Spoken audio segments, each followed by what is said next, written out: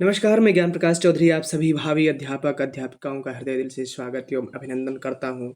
तो DElEd first semester के लिए संस्कृत के जो प्रश्न बनते हैं और जो आपके सिलेबस में दिया गया है उनको मैं लगातार ला रहा हूं। पिछला वीडियो जाकर के देख लीजिए।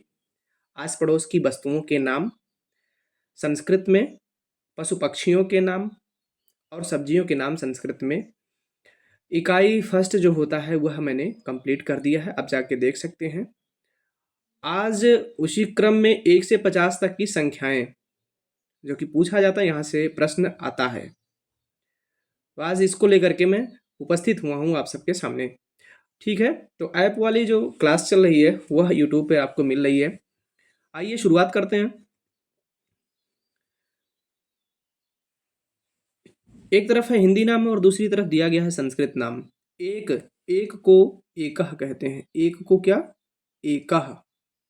एकह। दो दो द्वौ या फिर द्वि।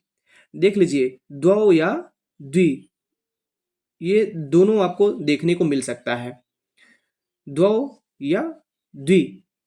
तीन को त्रयः त्रयः या फिर त्रि। चार को चत्वारः चार को चत्वारः। पांच को पंच पंच कहते हैं। छह को षट षट या षड भी देखने को मिलेगा आपको, षट या षड। सात को सप्त सात को सप्त। आठ को अष्ट आठ को अष्ट। और नौ को नव, न और वा करके लिखा जाएगा नव। 10 को 10। क्लियर है? तो इसमें जो थोड़ा सा भूलने का चांस आपको दिख रहा है वह द्वौ द्वौ यानी द्वि। आप देखेंगे यह 2 और 3 है ना। आगे बढ़ते हैं और देखते हैं 11 को क्या कहते हैं। 11 को बोलते हैं 11 को बोलते हैं एकादश। क्या? एकादश। 11 को एकादश कहते हैं। देखिए 10 तक तो हो गया, 10 के बाद एक लगा ना, एकादश। तो 12 को क्या कहेंगे? द्वादश। 13 को क्या कहेंगे? त्रयोदश। 14 को चतुर्दश। यानी 10 के बाद 4 हुआ चतुर। देखिए 10 बाद में लगता है और 10 में 4 जोड़ा गया यानी चतुर्दश 14। 15 को पंचदश। 16 को षोडश 16 को षोडश। 17 को सप्तदश।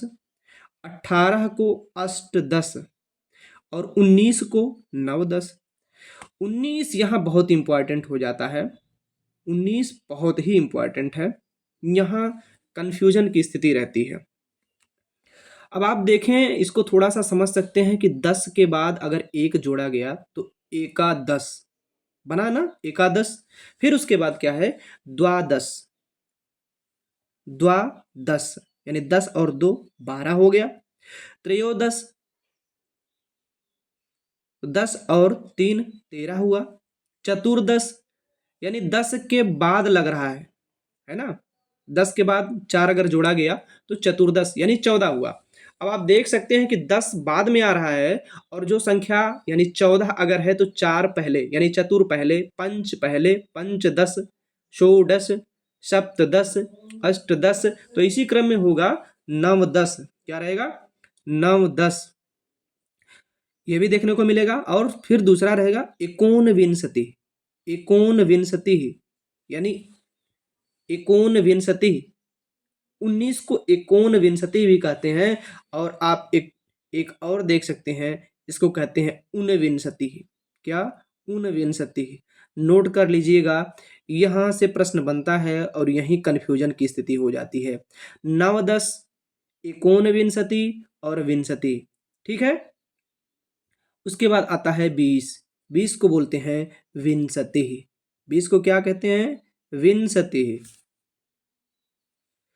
अब आप समझ गए होंगे, विंशति ही आ गया। विंशति के बाद यानी 20 के बाद एक, तो एकह विंशति यानी 21। एकह विंशति। एकह विंशति क्या हुआ? 21। 22 को द्वाविंशति। 23 को त्रयोविंशति, 24 को चतुर्विंशति, 25 को पंचविंशति, 26 को षड्विंशति। देखिए विंशति के बाद 6 जोड़ा गया, षड्विंशति, विंशति के बाद 7 जोड़ा जाएगा यानी 27 हुआ, सप्तविंशति, अष्टाविंशति, 20 के बाद 8 जोड़ा गया, अष्टाविंशति, 29, नवविंशति, 39। इसको देखिएगा, बहुत ध्यान से देखिए, नवविंशति, 39 यानी 30 में एक नहीं है, एको ना त्रिंशत, एक 30 में नहीं है, तो कितना हुआ, 30 में एक कम, 29, 39। आप 19, 29, 39, 49 इन सबको याद रखिएगा, यहाँ से थोड़ा सा कंफ्यूजन की स्थिति होती है ना। तो 29 को नवविंशति, विंशति माने 20 हुआ और 9 29, एकोना त्रिंशत, 30 में एक नहीं यानी 29 और 39 ये भी 29 हुआ, ठीक है। और 63, 30, 63 कितना हुआ, 30 हो गया।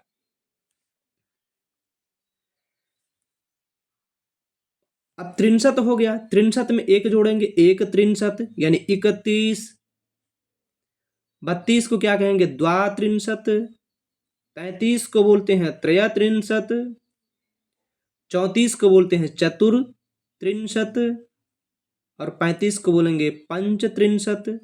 त्रिंशत माने 30 हुआ, 30 में 5 जोड़ा गया यानी पंच, तो 35 हो गया। 36 को कहेंगे षट्त्रिंशत, 36 को षट्त्रिंशत, 37 को सप्तत्रिंशत, 38 को अष्टत्रिंशत, 39 को नवत्रिंशत। ये देखिए नवत्रिंशत बोलते हैं, 39 नवत्रिंशत, ठीक है। और 40 को कहते हैं चत्वारिंशत। क्लियर है।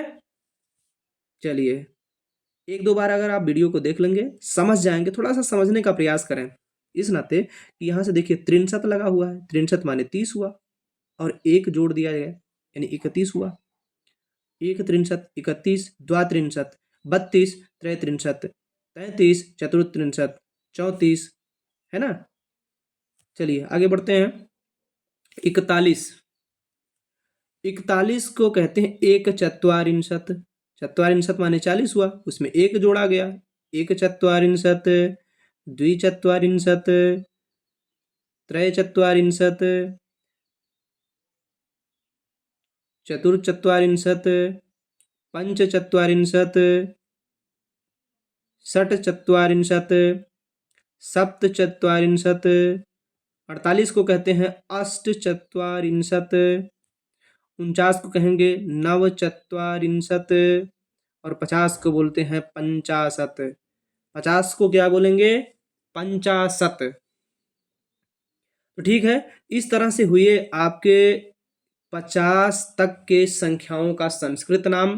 वीडियो को एक बार दो बार आप देख लेंगे, आपको बिल्कुल कंठस्थ हो जाएगा कि किस संख्या को क्या कहते हैं, यानी हिंदी और संस्कृत दोनों नाम आपको पता चल जाएंगे। तो वीडियो अगर आपको पसंद आया हो तो चैनल को सब्सक्राइब कर लीजिए, लाइक करके शेयर कर दीजिए। फिर मिलते हैं अगले वीडियो में अगले टॉपिक के साथ।